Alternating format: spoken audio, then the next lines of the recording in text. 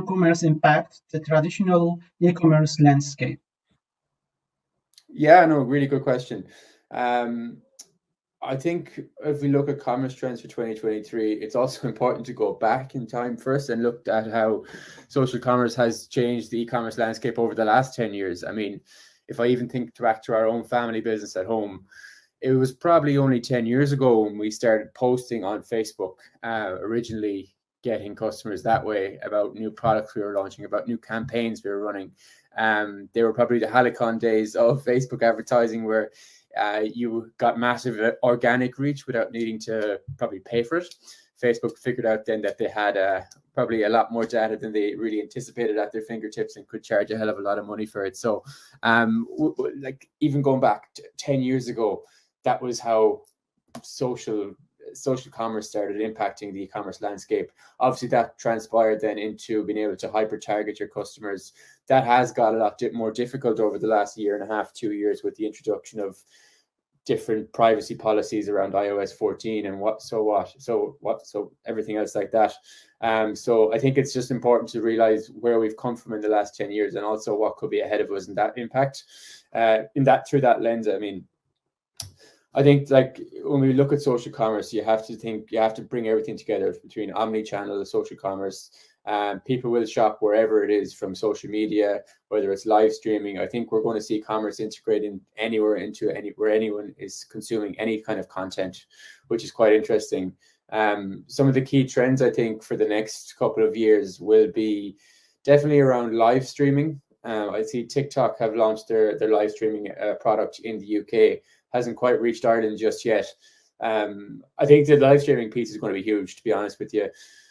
I was lucky enough to attend a e-commerce expo in Singapore in October, and live streaming is how e-commerce is done in Southeast Asia.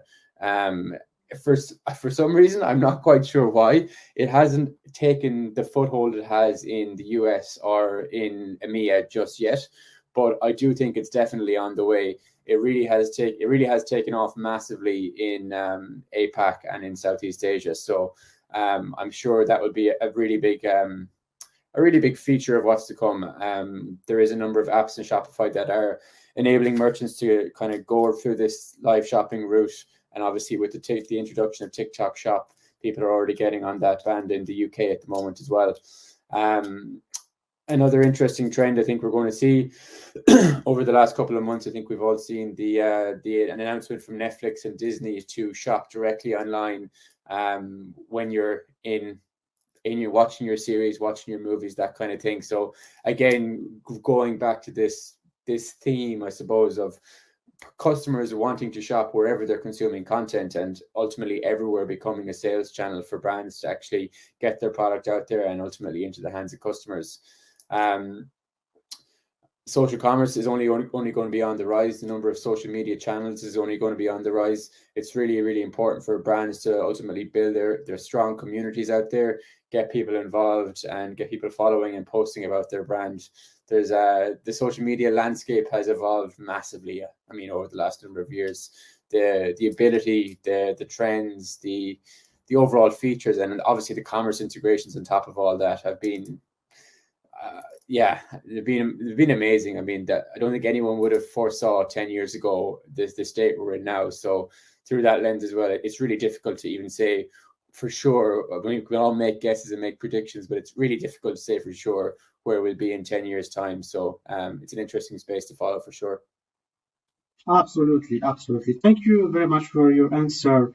I would say also that, the social commerce has improved the customer trust. The social commerce allows customers to see how products are used and reviewed by their friends and other users. And this can increase the customer trust in the product and the brand, leading to increased sales.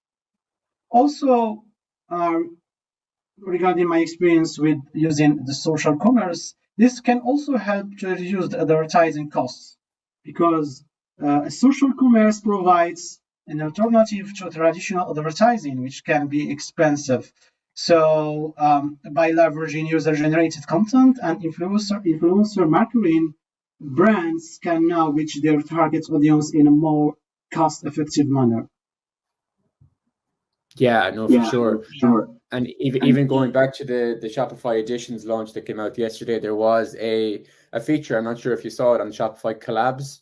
So it has been something that they have been working on for a number of years, but it's really started to improve again immensely, in fact, over the last number of months. So it's a way for you to manage your relationships with creators, with influencers, track payments, track who's got what, and actually discover new influencers and creators that may be within your industry. So I'm sure a lot of our audience here today are either operating on Shopify or quite interested in the ecosystem. So Shopify Collabs is definitely one to keep keep on top of and keep an eye on there. Just again through the lens of what you kind of touched on there, on it being a bit more of a affordable or better return, a better ROI on your investment than maybe some traditional media outlets.